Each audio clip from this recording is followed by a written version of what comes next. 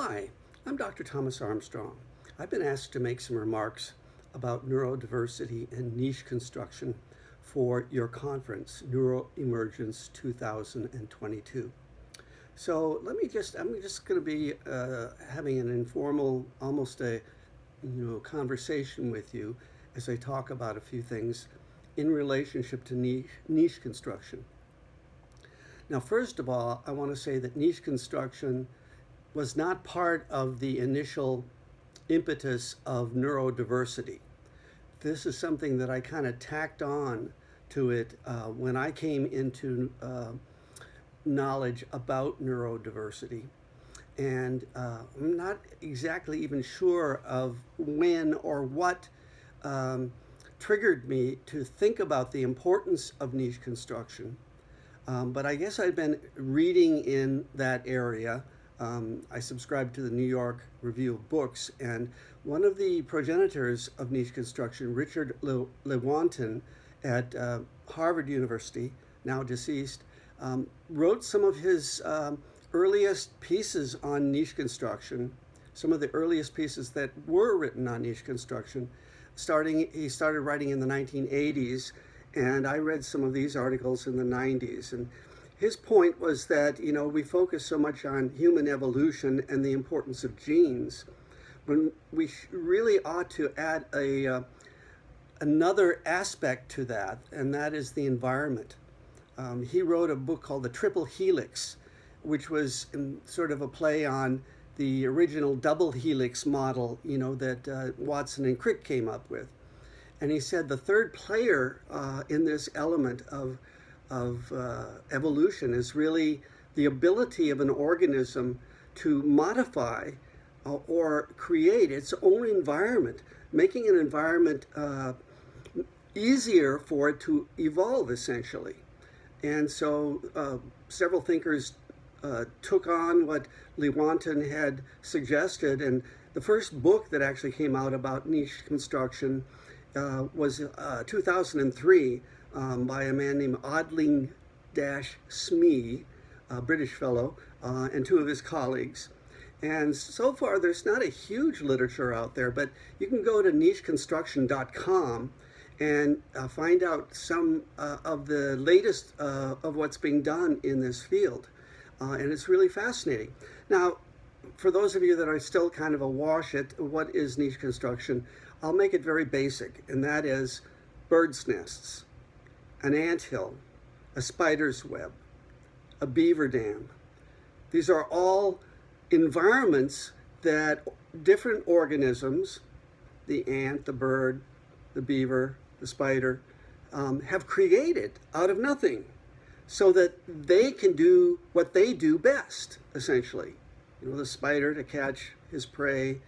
I didn't mention bees. The beehive would be an example of niche construction, and so forth. And there's so many other fascinating examples if you go to nicheconstruction.com. But the main point that I got from this was that here's a wonderful model to talk about how we can structure environments for people who are neurodifferent. Neurodiversity is a diversity model, and as such, it's really based, I think, in biodiversity.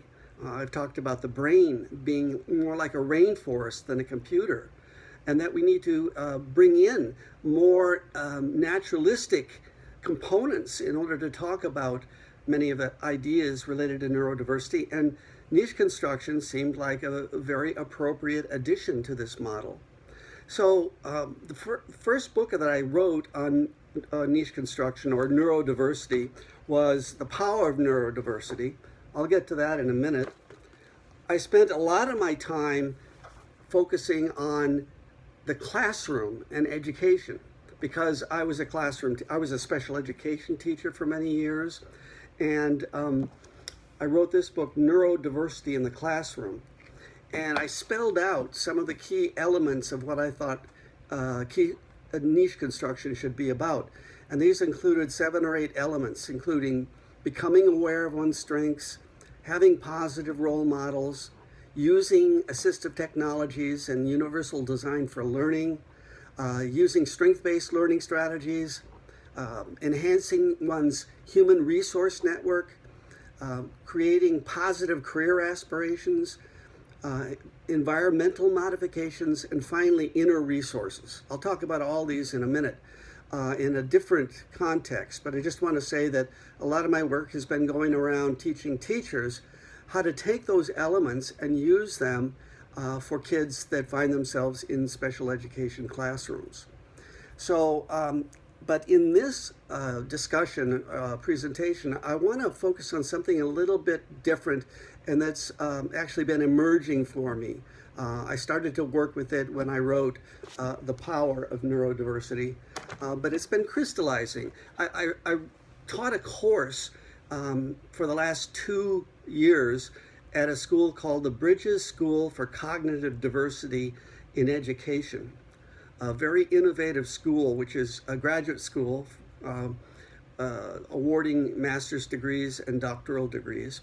And I taught a course in neurodiversity. And as I interacted with with my students through papers and through Zoom meetings and so forth, I began to really crystallize around this idea of how niche construction really can make a huge contribution to the mental health field as a wellness model. And part of this came from my own experience as a neurodiverse individual. I have a mood disorder, unipolar depression. Over the course of my life, starting at around the age of 12, I've had 5 major depressions, and have, really been struggling with very serious, mood disorders are potentially terminal illnesses, if you want to look at it that way, because of the suicide risk. And so this has over time gotten more and more of my attention. And I think it was as I struggled with my 5th episode of major depression that I was actually writing the book, The Power of Neurodiversity. And it was a strange time, because here I was in the throes of depression, just negative thoughts, no way of controlling them, it seemed.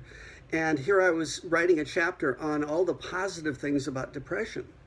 Although in retrospect, I can see how that was probably a good thing for me to be doing, to be focusing on the positive after all.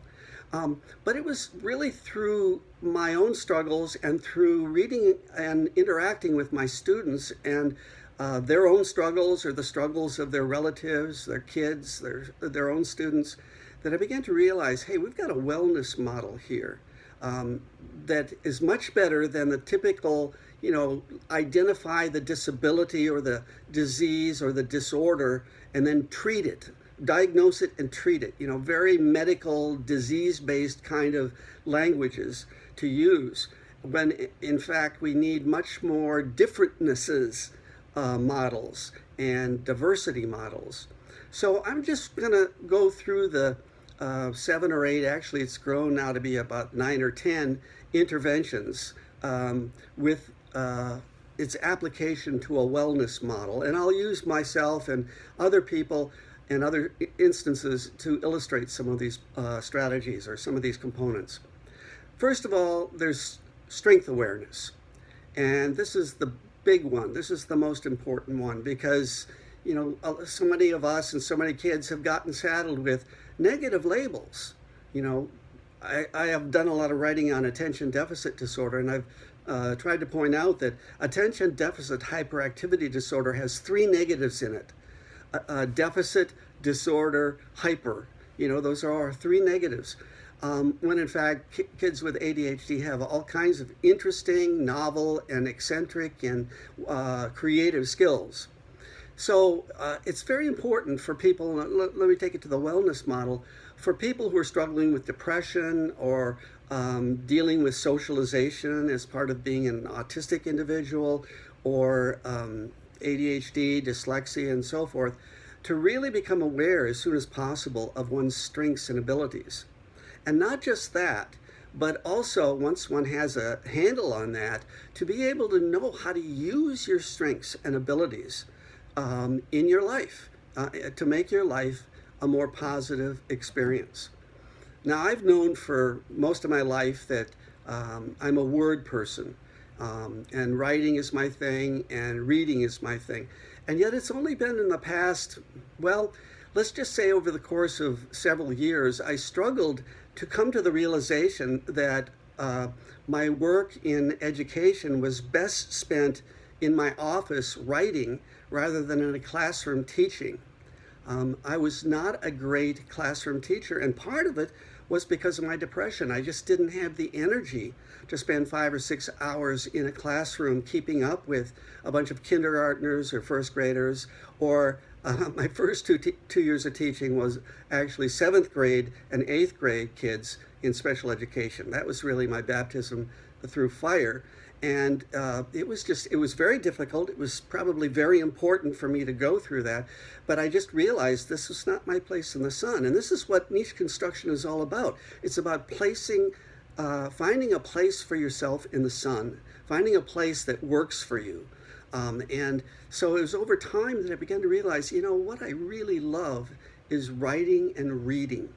And this worked perfectly for, what I'd gone through in the classroom and what I wanted to see in education.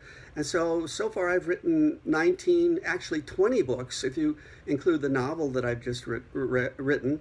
And I should also say that since the age of my mid-40s, I have engaged in an adventure in reading that has been unparalleled for me, a great source of my own personal satisfaction, and a great thing for someone who's been depressed in their life to do. It was rather interesting that during a major depression, I had no interest in reading.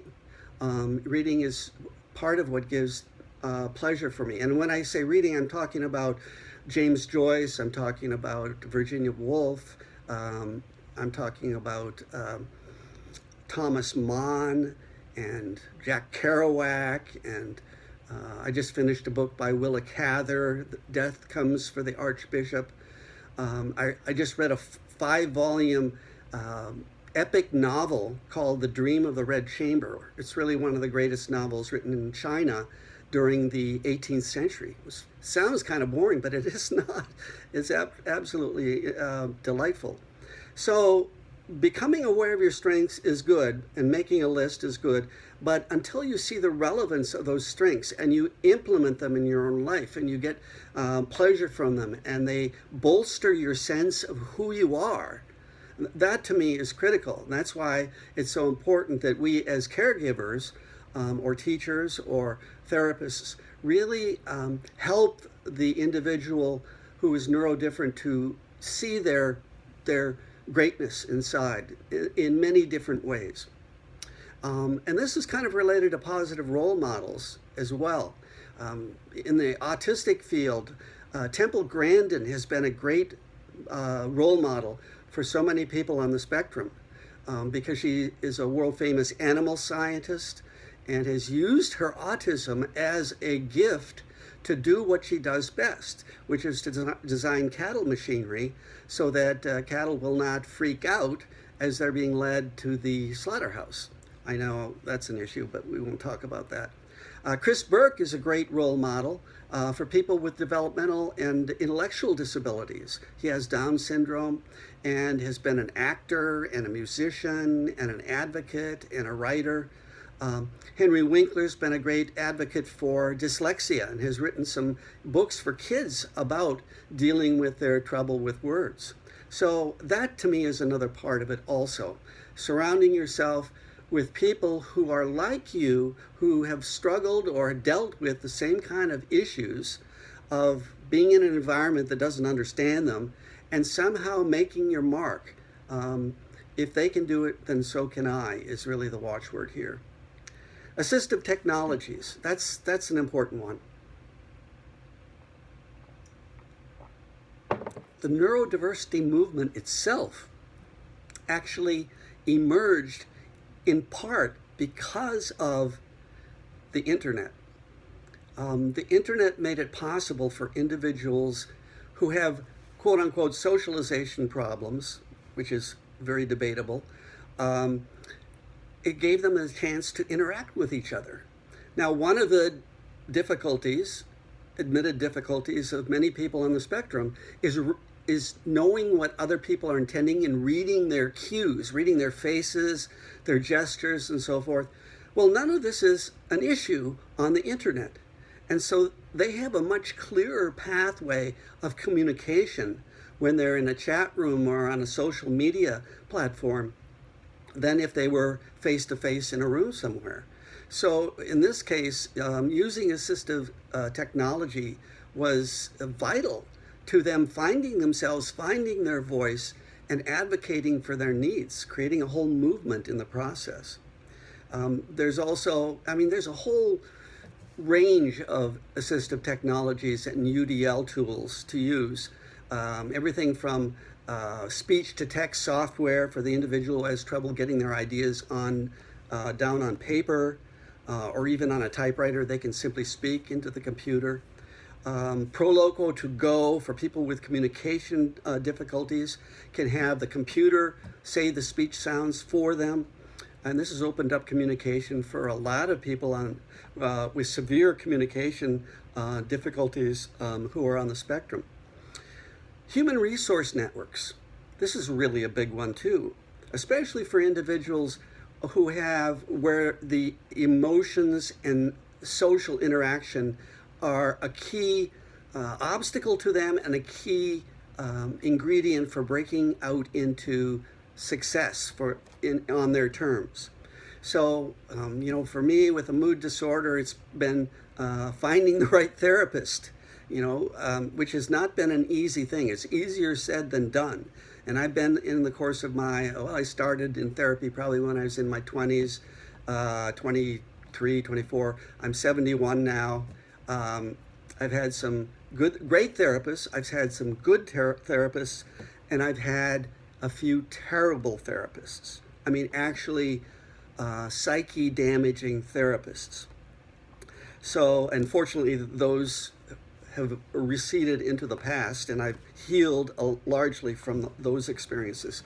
But still, having a therapist to work out things with, or being in a group therapy situation, or having a friend network, very key to individuals with depression. Social isolation has been seen as one of the major contributors, not just to depression, but to dementia and to a variety of other ills. And so, putting together, if you're a caregiver or a parent or a mental health professional, really thinking about an individual's whole social network, both the positives and the negatives, even making a map of it. You can do this thing called a sociogram, where you put the person in the middle of the paper, and then you kind of branch out and put all their connections and make notes about whether they're positive or negative connections. Like the bully in a person's life would be a negative connection. The best friend would be a good connection. There might be neutral connections. The grandparent that someone that read to them and helped them with their reading, that would be part of the resource network. And I think it's important to get that down on paper, to look at how it exists right now. And then the next step is, what can we do to enhance it? How can we help that individual lose some of the friends that are not so helpful to their flourishing, gain new friends, more healthy friends? How can we bring in professionals to specifically address issues, coaches, therapists, and so forth, and relatives who are, positive connections and so forth. Positive career aspirations. I talked about this a little bit earlier. This is really, we talk about focusing on kids' disabilities, and then everybody kind of talks about the kid and says, oh, I don't know what's going to happen when they graduate. It's going to be horrible. And when they create that kind of negative cloud over the kid's head, it makes it all that much more difficult for them to find success on their own terms. So positive career aspirations is starting early, kindergarten, first grade, second grade, with letting the child know that there are gifts that they have that people out in the real world want. And over time, this process can evolve so that by the time they graduate from school, they can have a better sense of who they are, so they don't end up, so that the kid who is labeled ADHD and needs to move to learn and move to work isn't saddled with a 9-to-5 desk job for example, which is all too often the case. In my own case, I found out that like I said, that classroom teaching was not my best match in terms of what I did best and what I loved most. Now, I loved and am passionate about children and their welfare, and teenagers and their welfare, and adults and their welfare. And I love to write and read. So a career as a writer, and I should also say a big part of my career has been speaking all over the world in about 30 countries. And I've derived a great deal of satisfaction, and I've been able to use what gifts I have. And I tell people, it's a good thing that I was successful doing this, because if that hadn't worked out, I'm not really much good at anything else. And I'm not sure that I would have been very successful in a career where I had to show up for work every day. That kind of leads up to the next component, environmental modifications. And I discovered that, speaking was a challenge in terms of flying. I don't like to fly. In terms of working with a lot of people intensely, coming up afterwards and having face-to-face conversations. It was stressful, but it only happened once in a while, and I was able to learn de-stressing techniques, which I'll come to in a minute. So it turned out I could do that well, but what I really found out was that I'm best off working at home. That is my environment. That really is the low-stress environment that I do best in. And actually, when I think it was my second major depression, which caused me to drop out of Carleton College in Minnesota, what I did was I moved to Massachusetts, and I had a home typing business. Again, the words. I typed people's dissertations at Harvard and at MIT. But they brought their work to me in my home, and I had, no fixed, I had deadlines, but there wasn't somebody over my shoulder or some boss that I had to placate all the time. And this low stress environment for me is an environmental modification of the highest importance. Let's go on to the next one, the next component of niche construction. This is inner resources. This is an important one, and I didn't write about it in either of my books. I discovered this in the course of, I think, preparing for my course at Bridges Graduate School. And I realized, we need to empower individuals with things that they can do internally to help them function better in life. And fortunately, we have a lot of these kind of technologies now. One of the most important is helping individuals develop a growth mindset instead of a fixed mindset. Research from Stanford University suggesting people do much better when they think, if I work at it, I can get better at it. Whereas if they think, I was born with this, I'll just have to, accept fate, and devil come the hindmost. So that is important. Mindfulness meditation I found to be a huge component of my own niche. I started meditating about 30 years ago, again in response to a major depression. I'd gone to a place called Pocket Ranch, which did a lot of therapy and a lot of growth techniques, like writing about our families and so forth. And I learned meditation from someone who was there, and I started to do it. And then I took a course from Jack Cornfield. Some of you may have heard of him. Not the chicken soup for the soul guy, that's Canfield. Jack Cornfield's a guy who's done this wonderful work with mindfulness meditation. He studied as a Buddhist monk in Thailand, and then he got his doctorate in psychology, became a psychologist here in the US. And I took a course from him, a 12-week or 10-week course, and I started to meditate. And I tended to lapse over time, but when I had my last major depression, which was 13 years ago, I said, I can't get sloppy anymore. I've got to start doing this on a regular basis. So I have, and I'd like to think that it was a part of the reason why I haven't had a relapse.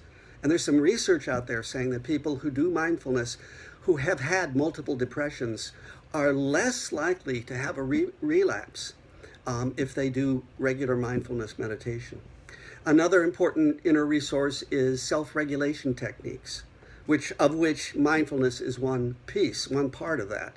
But other aspects involve identifying what you're feeling. That's a skill. Some people don't know what they're feeling, and how can they do anything about it if they don't know what they're feeling? And then being able to come up with strategies to deal with, anger or frustration or loss or anxiety. Having a tool like meditation, or taking a deep breath, or knowing to leave a room when you know you're about to punch somebody in the nose, or thinking a positive thought, or having a positive visualization.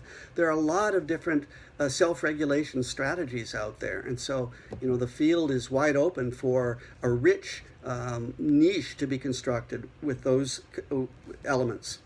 Finally, and this isn't in either of the books either, biological interventions, which is a really important issue, especially for me with unipolar depression. I fought against having antidepressants for years and years. My father had been depressed for many years. He didn't work for about 17 years. They had him on Thorazine, which was all that they had really to work with back in the 50s and 60s. But it was kind of like trying to fix a carburetor with a heavy mallet or a sledgehammer, that kind of thing. And it turned him into a kind of a zombie. And I saw that, and I never wanted that to happen to me. So I fought against it. But interestingly enough, in the mid-90s, when I was writing a book on the myth of the ADHD child, which was 50 ways to improve your child's attention span and behavior without drugs, labels, or coercion, I happened to have an episode of major depression. Well, maybe it was minor depression. I'm not sure. But, sorry, a phone call came in, and I am not going to take it because it's probably a telemarketer. At any rate, so what was I talking about? I was talking about my depression and my fighting antidepressants. And actually, I had an episode of minor depression where I went to Europe with a lot of stress, and I didn't sleep for 5 days. I mean, literally, I gave a 5-day workshop on 1 hour of sleep. And when I came back, that was what finally dragged me into the psychiatrist's office and began my taking Prozac. And it kept me depression-free for almost 20 years. And then it started to slip a little bit, and I had another major depression. And finally, I had to put together a combination of 4 different medications, antipsychotic, an antidepressant, or 2 antidepressants, and then trazodone to deal with sleep issues. And that has worked, like I say, for 13 years. So medication should always be seen as an important part, but certainly not the only part. And that's been my issue with ADHD, that too many people rely upon the pill and don't look at all the other wonderful things that are out there to help individuals develop a positive niche. And I should also mention food here. Food is also a biological intervention. For me, with depression, I've noticed that in the literature that people who are on a Mediterranean diet do better and have less depression. And that includes lots of fruits and vegetables, grains, legumes, some fish, although I saw a note yesterday, the day before, saying fish may be associated with depression, which was kind of scary to read. But it may be the poisons that they've absorbed from the polluted oceans that are causing that. At any rate, I know I've talked for a while here, and I think my time limit is up, but I just hope that I've given you a sense of how we can really think about, the problem is when with a neurodiverse child or adult or teen, people just out of kind of human nature tend to focus on the problem. They say we've got a problem child, we got a child with a disability, this child has drove us up the wall, and it's always problem, problem, problem. And yet, how many of us are thinking, this child is fine, he just needs an environment around him that can understand him and work with what he does best? And that's how we ought to be thinking.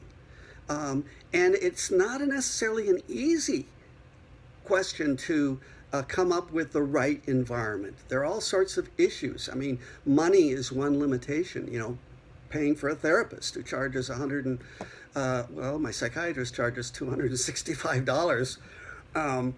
But I think he saved me $17,000 in roof because he suggested a roofer to me whose bid was way lower than the other one. So, you know, I'm not so angry about that anymore. But, you know, budgetary constraints can be an issue. Where the person lives can be an issue.